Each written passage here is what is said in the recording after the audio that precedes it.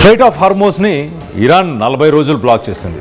ఇప్పుడు ప్రస్తుతానికి Iran ports నుంచి వచ్చే ప్రతి వెజల్ని, ప్రతి షిప్ని, ఆయిల్ ట్యాంకర్ కావచ్చు, అలాగే కమర్షియల్ షిప్స్, వీటన్నిటిని కూడా ఇప్పుడు అమెరికా బ్లాక్ చేస్తుంది.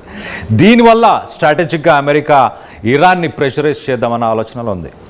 ఎంత నష్టపోయే అవకాశం ఉంది ఇరాన్, ప్రతిరోజు ఎంత నష్టపోయే అవకాశం ఉంది, అండ్ ఎన్ని రోజుల్లో ఇరాన్కి సంబంధించిన ఆర్థిక వ్యవస్థ కుప్ప కూలిపోబోతుంది అన్న దాని గురించి డీటెయిల్గా మాట్లాడుకునే ప్రయత్నం చేద్దాం. ఒక్కొక్క పాయింట్ విశ్లేషించే ప్రయత్నం చేద్దాం. మొదటగా మనం చూస్తే కనుక ఇరాన్కి సంబంధించిన ఆర్థిక వ్యవస్థ ఒకసారి చూస్తే ఒక్కరోజు సుమారు 4,000 కోట్లు, ఒక్కరోజు 4,000 కోట్లు నష్టపోతుంది. ఎలా?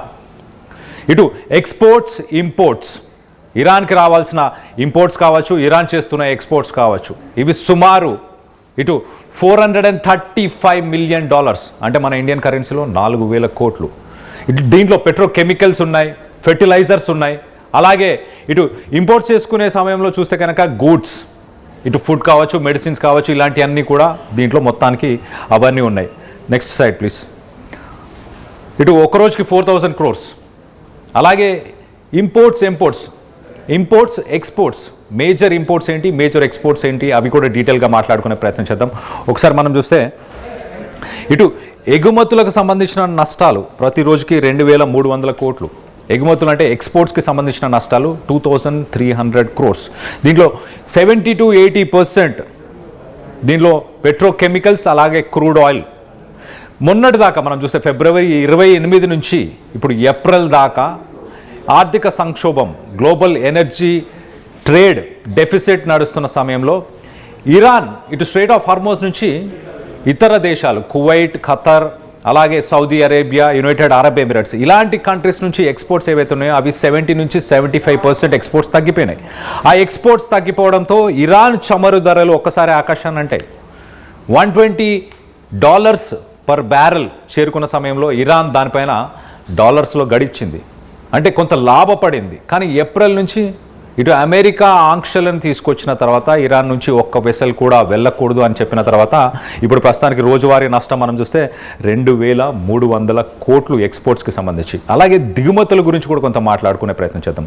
దిగుమతులు మనం చూస్తే కనుక రోజు సగటున ఒక 1,400 కోట్లకు సంబంధించిన దిగుమతులు జరుగుతున్నాయి ప్రతిరోజు. ఒకసారి మనం చూడవచ్చు దిగుమతుల నష్టం ప్రతిరోజుకి 1,400 కోట్లు. ఏం దిగుమతి చేస్తుంది ఇరాన్ ఫెర్టిలైజర్స్, మెడిసిన్స్, ఫుడ్, ఇలాంటి అన్ని దిగుమతులు ప్రస్తుతానికి ఇరాన్ ప్రపంచ దేశాల నుంచి దిగుమతులు చేస్తుంది. మరి ముఖ్యంగా చైనా నుంచి పెట్రోల్, చైనాకి ఆయిల్ని అమ్ముతూ రిటర్న్లో ఒక 1,400 crores సంబంధించిన ఇంపోర్ట్స్ని చేస్తుంది. ఆ ఇంపోర్ట్స్ కూడా ప్రస్తుతానికి నష్టపోతుంది. సో మొత్తంగా 1,400 కోట్లు ఇది, అలాగే 2,300 కోట్ల ఎక్స్పోర్ట్స్, మొత్తంగా 4,000 కోట్లు ప్రతిరోజు నష్టపోతున్నాం. So next side.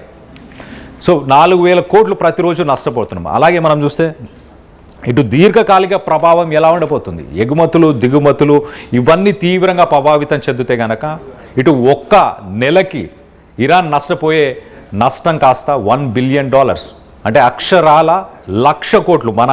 మన ఎగుమతులు, దిగుమతులు రెండింటిని కలుపుకుంటే ఒక నెల రోజులు చూస్తే 1,00,000 crores, ఇండియన్ కరెన్సీలో 1,00,000 crores ఇరాన్ నష్టపోతుంది. ఒక 3 నుంచి 6 నెలలకు సంబంధించిన నిల్వలు మాత్రమే ప్రస్తుతం ఇరాన్ దగ్గర ఉన్నాయి.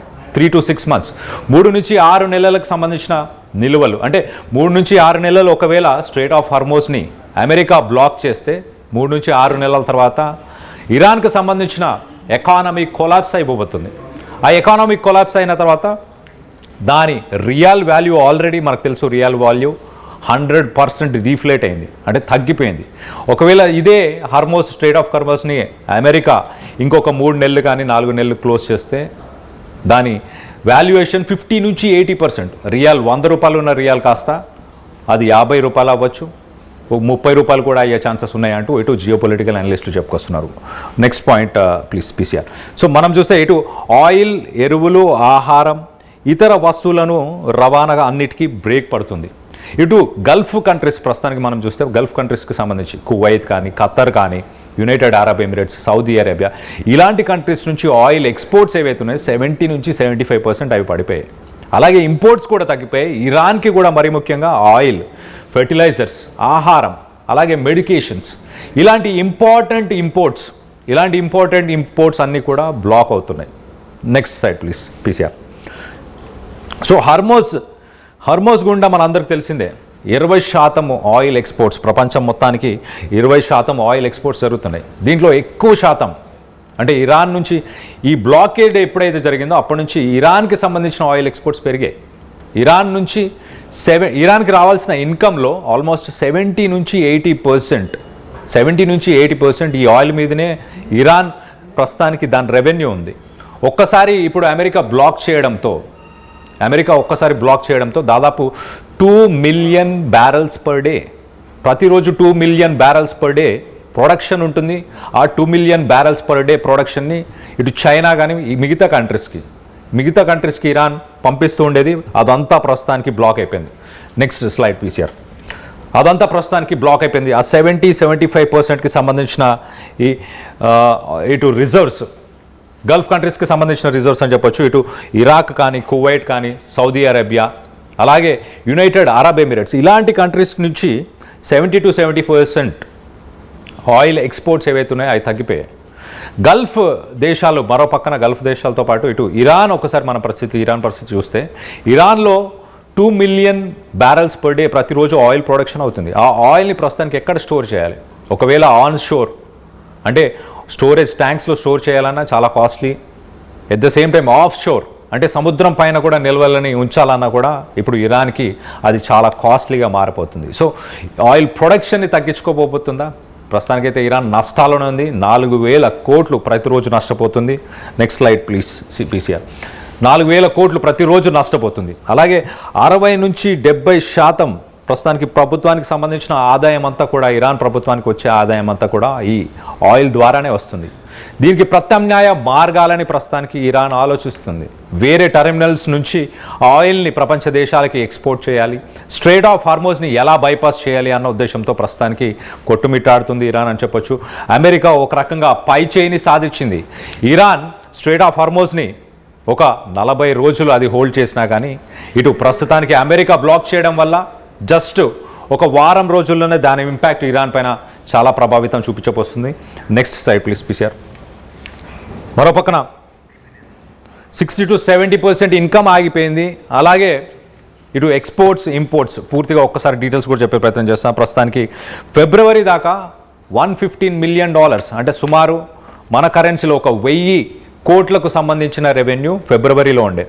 దాని తర్వాత ఎప్పుడైతే స్ట్రెయిట్ ఆఫ్ హార్మోజ్ని క్లోజ్ చేశారో అప్పుడు దాని తర్వాత ఒక్కసారిగా లాభాల్లోకి వెళ్ళింది ఇరాన్.